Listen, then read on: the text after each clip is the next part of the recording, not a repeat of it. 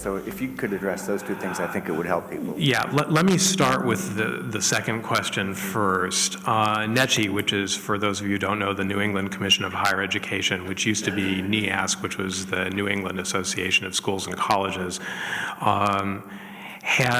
they created some new standards in 2016, which didn't really change things all that much, but the language was pretty spacious in terms of measuring the financial viability of colleges and universities. And you're right, Donald, that in New England, and we've talked about demographics already, there are a lot of colleges in New England and a declining college-age population pretty much everywhere, except in the metropolitan areas, and even there it's not so great. And so I think one of the things that's happening with the accreditors is they're being pressured from the federal side because they are charged with protecting Title IV financial aid, which is everything, student loans, Pell Grants, all of it is under Title IV.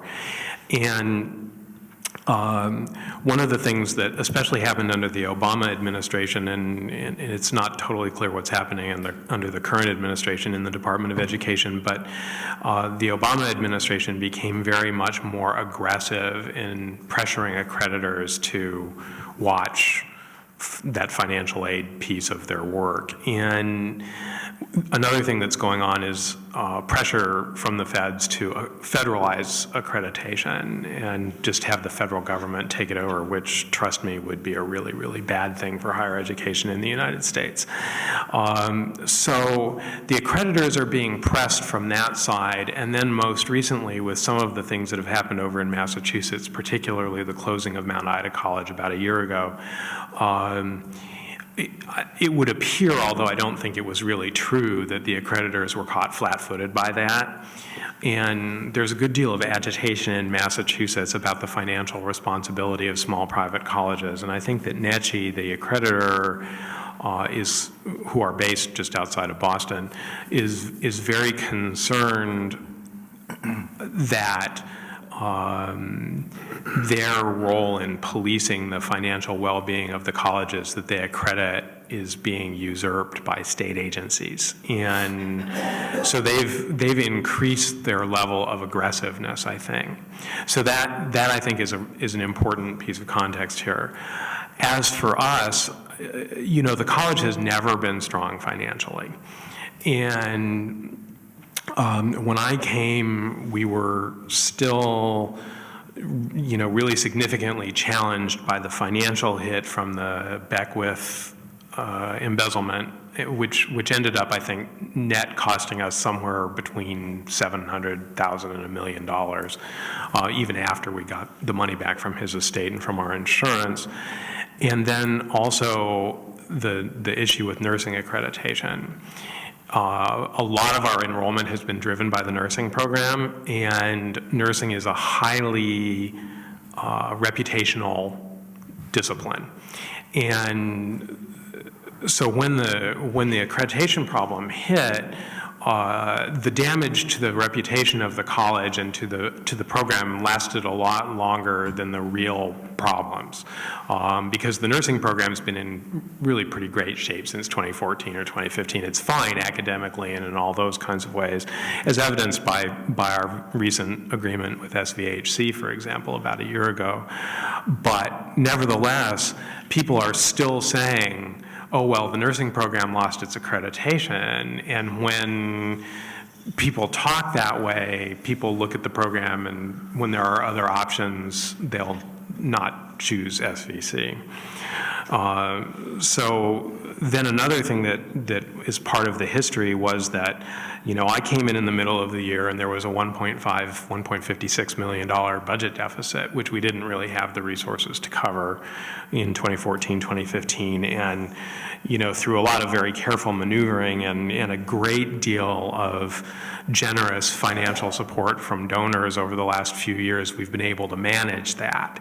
But GNAT-TV has wanted more more proof that there's a sustainable financial plan, and we've made it work before, and we'll keep making it work. Isn't going to work for them anymore, and so between all of those things and our enrollment's leveled out over the last couple of years. It's leveled out, but it's leveled out at about 100 lower than it was. Well, it's more than 100 lower than it was, but it's 100 lower than a number that I think we could readily manage, is what I would say. And we kind of just ran out of runway. Very few reserve funds to speak of. Not a lot of room to maneuver financially to improve our student recruitment, some things like that just made it really not possible to carry on. And then finally, and I've gotten a lot of public criticism for this, but I stand by this decision. When we got the show cause letter from NETG, from the accreditor, we had sort of anticipated that it was possible that we'd be put on probation, and understood that and were prepared for that. But that letter, for the first time, explicitly raised the possibility that NETG would withdraw our accreditation. So the Board of Trustees and I and the other members of the cabinet got together and thought about this some, and thought about how to respond to that, and retained some legal advice. And they said, look, you can't keep recruiting students in the shadow of the possibility that your accreditation is withdrawn, because that creates the possibility, at least the perception, that you're committing fraud by trying to recruit students to an institution that you cannot guarantee will be an accredited institution. And I'm not really interested in committing fraud, and so we all decided, on the advice of the attorneys, and because we also thought ethically it was the right thing to do, that we needed to stop recruiting. And at that point, what that basically meant was we torpedoed our chances to increase enrollment for next year. And we ran some kind of regression analysis, and we came to the conclusion that in an absolute best case scenario, even if we were put on probation and started recruiting the minute after that happened, we'd have about 275 students next year versus the 365 we were budgeting on. And that 90 student difference is just about $2 million. And we were already facing, the need to raise about $1.5 million in philanthropic support, which is a challenge, but not impossible. But between the new hole and that philanthropic gap that we were going to need to fill, it just wasn't realistic to consider that we were going to be able to figure out a way to make it. So we've been fighting, and I think that without the NETG factor, and I'm not blaming them, I'm not in any way suggesting that they did the wrong thing. They have a duty to consumer protection and financial aid and all that sort of thing. But without that, I think we really could have figured it out, and we really could have reversed the trajectory of enrollment. We were way ahead on deposits and applications and everything when all this started to happen back in January. But with that factor, there was just no responsible way to keep going. Thank you very much for that. That's very helpful. If there's any solace and comfort in numbers, the experts, so-called, suggest that within the next 10 to 15 years, there'll be about 25% fewer colleges in New England? I think that's right.